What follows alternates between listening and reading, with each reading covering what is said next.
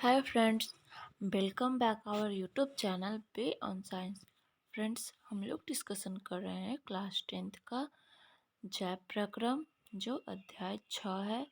Friends, इस book में हम लोगों ने विभिन्न टॉपिक और पाठ के अंदर दिए हुए प्रश्न तथा क्रियाकलाप को अभी तक डिस्कशन किया है, जिसमें फ्रेंड्स ये जो टॉपिक है हमारा हृदय पंप, इसको हमने पिछले वीडियो में डिस्कशन कर चुके हैं फ्रेंड्स। और देखिए यहाँ पे ये फुसफुस में ऑक्सीजन रुधिर में प्रवेश करती है, इसे भी फ्रेंड्स हम लोग डिस्कशन कर लिए थे। आज हम लोग पढ़ेंगे फ्रेंड्स, जो दिया हुआ है यह भी जानिए रक्त दाब के बारे में। देखिए फ्रेंड्स, बॉक्स वाला जो है दिया हुआ काफ़ी इम्पोर्टेंट रहता है, इससे एग्ज़ाम में ऑब्जेक्टिव आते हैं। देखिए फ्रेंड्स, यहाँ पे दिया हुआ है रुधिर वाहिकाओं की भित्ति को विरुद्ध जो दाब लगता है उसे रक्त दाब कहते हैं। यह दाब शिराओं की अपेक्षा धमनियों में बहुत अधिक होता है। धमनियों के अंदर रुधिर का दाब निलय प्रकुंचन संकुचन के दौरान प्रकुंचन तथा निलय अनुशिथिलन के दौरान धमनी के अंदर का दाब अनुशिथिलन दाब कहलाता है। सामान्य प्रकुंचन दाब लगभग 120 mm पारा तथा अनुशिथिलन दाब लगभग 80 mm पारा होता है। देखिए फ्रेंड्स, यहाँ दिया हुआ है रक्त दाब 120/80, 120 प्रकुंचन है, 80 जो है अनुशिथिलन मापा जाता है। ये देखिए फ्रेंड्स, रबड़ कप जो है वायु से फूल गया है। कप में दाब 120 से ऊपर है। यहाँ ये धमनी बंद है। यहाँ देखिए फ्रेंड्स, कप में दाब 120 के नीचे, यहाँ देखिए 120 है। आगे है फ्रेंड्स,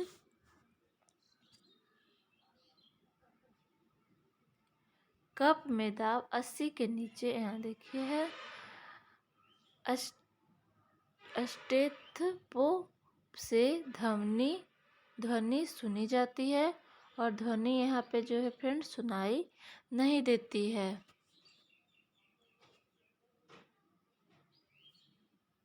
देखिए आगे दिया हुआ है स्फाइग्नोमीटर नामक यंत्र से रक्तदाब। ये पूछा जाता है कि किस यंत्र से रक्तदाब मापा जाता है, तो स्फाइग्नोमीटर नामक यंत्र से रक्तदाब मापा जाता है। उच्च रक्तदाब को आगे है फ्रेंड्स उच्च रक्तदाब को अति तनाव भी कहते हैं और इसका कारण धमनियों का सिकुड़ना है। इससे रक्त प्रवाह में प्रतिरोध बढ़ जाता है। इससे धमनी फट सकती है तथा आंतरिक रक्तस्राव हो सकता है। आगे है फ्रेंड्स, देखिए नलिकाएं रुधिर वाहिकाएं। इसमें दिया हुआ है फ्रेंड्स, धमनी वे रुधिर वाहिकाएं हैं जो रुधिर को हृदय से शरीर के विभिन्न अंगों तक ले जाती है। धमनी की भित्ति मोटी तथा लचीली होती है, क्योंकि रुधिर हृदय से उच्च दाब से निकलता है। शिराएं विभिन्न अंगों से रुधिर एकत्र करके वापस हृदय में लाती है। उनमें मोटी भित्ति की आवश्यकता नहीं है, क्योंकि रुधिर में दाब होता है, बल्कि उसमें रुधिर को एक दिशा में प्रवाहित करने के लिए वाल्व होते हैं। किसी अंग या ऊतक तक पहुंचकर धमनी उपरोक्त छोटी छोटी वाहिकाओं में विभाजित हो जाती है, जिसमें सभी कोशिकाओं से रुधिर का संपर्क हो सके। सबसे छोटी वाहिकाओं की भित्ति एक कोशिकीय मोटी होती है और रुधिर एवं आसपास की कोशिकाओं के मध्य पदार्थों का विनिमय इस पतली भित्ति के द्वारा ही होता है। कोशिकाएं तब आपस में मिलकर शिराएं बनाती है तथा रुधिर को अंग या ऊतक से दूर ले जाती है। आगे है फ्रेंड्स प्लेटलेट्स द्वारा अनुरक्षण। प्लेटलेट्स जो है फ्रेंड्स हमारे जो है रुधिर यानी कि ब्लड का महत्वपूर्ण भाग है। देखिए क्या दिया हुआ है। इन नलिकाओं के तंत्र में यदि रिसना प्रारंभ हो जाए तो क्या होगा। उस स्थिति पर विचार कीजिए जब हम घायल हो जाएं और रक्तस्राव होने लगे। तंत्र से रुधिर की हानि प्राकृतिक रूप से कम होनी चाहिए।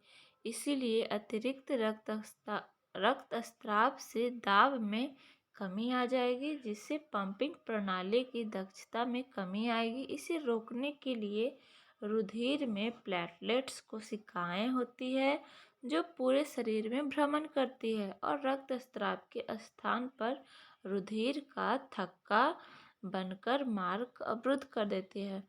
मतलब कि फ्रेंड्स जब हम लोग को चोट लगती है या हम लोग घायल हो जाते हैं तो अगर प्लेटलेट्स नहीं रहे तो बहुत सारा खून बह जाए, लेकिन इसको रोकने के लिए फ्रेंड्स ब्लड में प्लेटलेट्स कोशिकाएं होती है जो कि पूरे शरीर में हम लोग का भ्रमण करते रहती है और जैसे ही कोई स्थान से रक्तस्राव यानी कि ब्लड निकलने लगता है तो उस स्थान पर जो है ब्लड का थक्का बनकर मार्ग को बंद कर देती है ताकि हम लोग का ज़्यादा से ज़्यादा खून न बहे। तो फ्रेंड्स हमारे शरीर में प्लेटलेट्स द्वारा शरीर का अनुरक्षण किया जाता है जो कि काफ़ी इम्पॉर्टेंट है हमारे शरीर के लिए। आगे दिया हुआ है फ्रेंड्स लसिका। ये भी हम लोग के ब्लड का ही भाग है। देखिए यह एक अन्य प्रकार का द्रव है जो वहन में भी सहायता करते हैं। इसे लसिका या उत्तक तरल कहते हैं। कोशिकाओं की भित्ति में उपस्थित छिद्रों द्वारा कुछ प्लाज्मा प्रोटीन तथा रुधिर कोशिकाएं बाहर निकलकर उत्तक के अंतरकोशिकीय अवकाश में आ जाते हैं तथा उत्तक तरल या लसिका का निर्माण करते हैं। यह रुधिर के प्लाज्मा की तरह ही है, लेकिन यह रंगहीन तथा इसमें अल्प मात्रा में प्रोटीन होते हैं।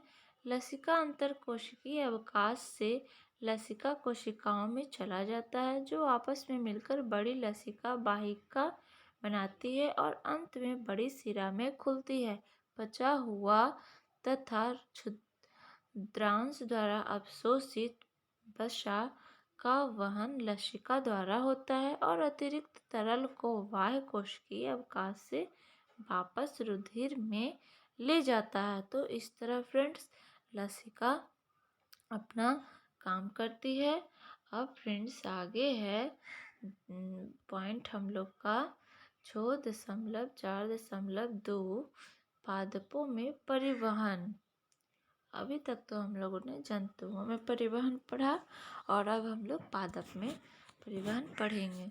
हम पहले चर्चा कर चुके हैं कि पादप किस तरह से CO2 सरीखे सरल यौगिक लेते हैं और प्रकाश संश्लेषण द्वारा ऊर्जा का भंडार क्लोरोफिल युक्त अंगों विशेष रूप से पत्तियों में करते हैं। पादप शरीर के निर्माण के लिए आवश्यक कच्ची सामग्री अलग से प्राप्त की जाती है। पौधे के लिए नाइट्रोजन, फास्फोरस तथा दूसरे खनिज लवणों के लिए मृदा निकटतम तथा प्रचुर स्रोत है। इसीलिए इन पदार्थों का अवशोषण जड़ों द्वारा जो मृदा के संपर्क में रहते हैं किया जाता है। यदि मृदा के संपर्क वाले अंगों में तथा क्लोरोफिल युक्त अंगों में दूरी बहुत कम है तो ऊर्जा व कच्ची सामग्री पादप शरीर के सभी भागों में आसानी से विसरित हो सकती है। यदि पादप शरीर की अभिकल्पना में परिवर्तन के कारण ये दूरियां बढ़ जाती है तो पत्तियों में कच्ची सामग्री तथा जड़ों में ऊर्जा उपलब्ध कराने के लिए विसरण प्रक्रम पर्याप्त नहीं होगा। ऐसी परिस्थिति में परिवहन की एक सुदृढ़ प्रणाली की आवश्यकता हो जाती है। विभिन्न शरीर अभिकल्पना के लिए ऊर्जा की आवश्यकता विभिन्न होती है। पादप प्रचलन नहीं करते हैं, मतलब कि गमन नहीं करते हैं या कहीं जाते नहीं हैं, और पादप शरीर का एक बड़ा अनुपात अनेक ऊतकों में मृत कोशिकाओं का होता है। इसके परिणाम स्वरूप पादपों को कम ऊर्जा की आवश्यकता होती है तथा वे अपेक्षाकृत धीमे वहन तंत्र प्रणाली का उपयोग कर सकते हैं। जिन दूरियों पर परिवहन तंत्र का प्रचलन कर रहे हैं, लंबे वृक्षों में बहुत अधिक हो सकती है। पादप वहन तंत्र पत्तियों से भंडारित ऊर्जा युक्त पदार्थ तथा जड़ों से कच्ची सामग्री का वहन करेगा। ये दो पथ स्वतंत्र संगठित चालन नलिकाओं से निर्मित है। एक जाइलम है जो मृदा से प्राप्त जल और खनिज लवणों का वहन करता है, मतलब कि कच्ची सामग्री को जाइलम खींचेगा जो कि मृदा जल और खनिज लवण होता है, तथा दूसरा फ्लोएम है जो कि पत्तियों से जहाँ तक प्रकाश संश्लेषण के उत्पाद संश्लेषित होते हैं पौधे के अन्य भागों तक वहन करता है। हम इन ऊतकों की रचना पर विस्तार से कक्षा 9 में पढ़ चुके हैं। अब आगे है फ्रेंड्स जल का परिवहन। जाइलम ऊतक में जड़ों, तनों तथा और पत्तियों की वाहिनिकाएं तथा वाहिकाएं आपस में जुड़कर जल संवहन वाहिकाओं का एक सतत जाल बनाती है जो पादप के सभी भागों से संबंध होता है। जड़ों की कोशिकाएं मृदा के संपर्क में हैं तथा वे सक्रिय रूप से आयन प्राप्त करती है। यह जड़ और मृदा के मध्य आयन सांद्र में एक अंतर उत्पन्न करता है। इस अंतर को समाप्त करने के लिए मृदा से जल जड़ में प्रवेश कर जाता है। इसका अर्थ है कि जल अनवरत गति से जड़ के जाइलम में जाता है और जल के स्तंभ का निर्माण करता है जो लगातार ऊपर की ओर ढकेला जाता है, जो हम आमतौर पर पादपों की ऊंचाई देखते हैं।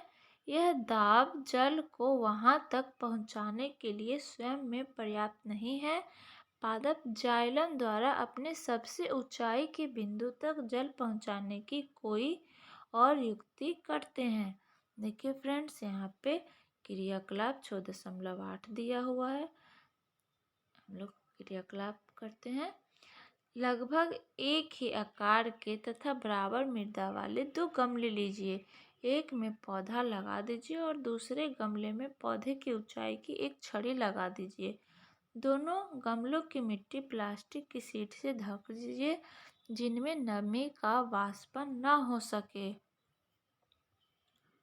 दोनों गमलों को एक को पौधे के साथ तथा दूसरे छड़ी के साथ प्लास्टिक शीट से ढक दीजिए।